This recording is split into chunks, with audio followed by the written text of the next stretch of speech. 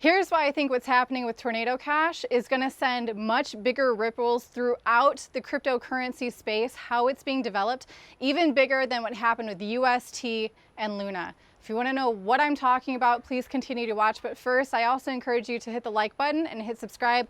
Also, check out the CT Club down below. That's where we're telling our members how we are doing, what we are doing with our cryptocurrencies and how we are dealing with the volatile times and the rapid changes that I think are going to be happening in the development of crypto, and how you can best be prepared for that. So what am I talking about? UST and Luna DPEG, that hit, a lot of the end users, a lot of investors lost a lot of money. Additionally, it exposed how many players were over leveraged, whether it was investment firms or centralized lending platforms. It caused a lot of bankruptcy. It flushed out a lot of BS on the investor side of the crypto. Here's why what has happened with Tornado Cash is going to do the same thing, if not more, to the developer side of cryptocurrencies. The fact that the US Treasury has sanctioned open source code and arrested the developer that wrote it is bringing to light why Satoshi Nakamoto was anonymous. And actually, to be honest, what has happened with Tornado Cash, I think it's going to cause crypto to become even more robust, although we will be seeing some growing pains that we're seeing right now. What I'm talking about is, number one, the sanctions on the wallets of anyone who has had any activity within Tornado Cash. That's what we call censorship. And Tornado Cash was a platform functioning on Ethereum. Ethereum is moving from proof of work to proof of stake. With proof of work, doesn't matter how many coins you're holding, that doesn't give you any right to make changes or to validate the blockchain. You have to have computing power to do so. You don't have to own any Bitcoin to mine Bitcoin. With proof of stake, it opens the door for how the more coins you're holding, the more power you will have over the network. That's what Ethereum is moving to.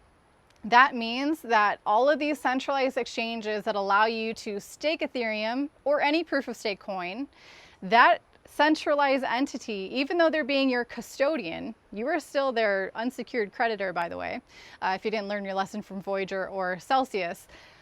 But those centralized exchanges are going to be really powerful. They could be very powerful in terms of validating transactions on Ethereum.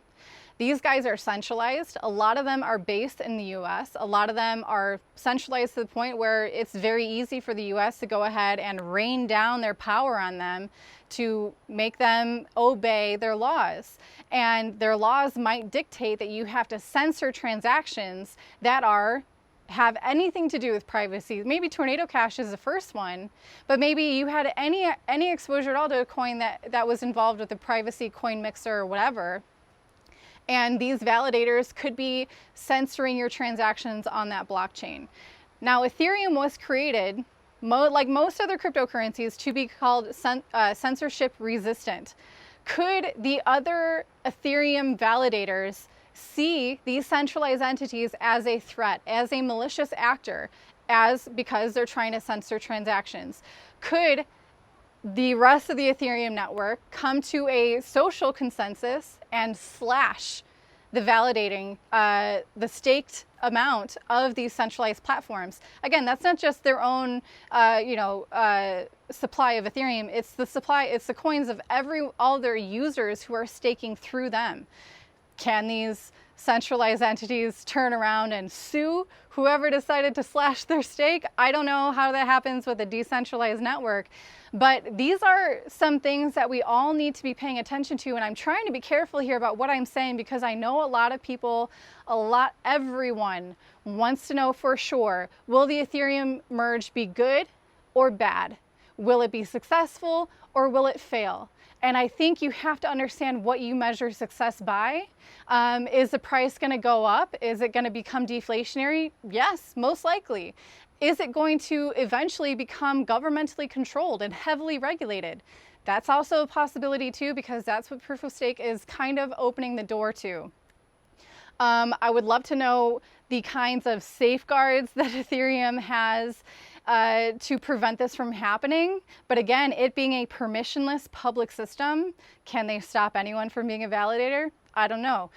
So that's why it's really interesting, this concept of a social consensus to slash anyone who's trying to censor transactions on Ethereum. We are paying close attention to this. And again, if you guys are interested, check out the CT Club down below. We're telling everyone what we're doing with our cryptos and why. And this is one of those things we are heavily paying attention to. We'll keep you posted as this goes along. If anything, let this be a reminder, never be married to any cryptocurrency that you invest. It could change down the line, you never know. And to be an intuitive and educated investor is to take your emotions out of it and to, you know, it's half profits, half philosophy, right? So are you trying to support a decentralized, immutable, permissionless, censorship-resistant system, or are you just trying to make a quick buck? That's something that you're gonna have to decide for yourself. Anyway, thanks everyone. Hit like, hit subscribe. Check us out below. My name's Heidi. This is Crypto Tips. Bye.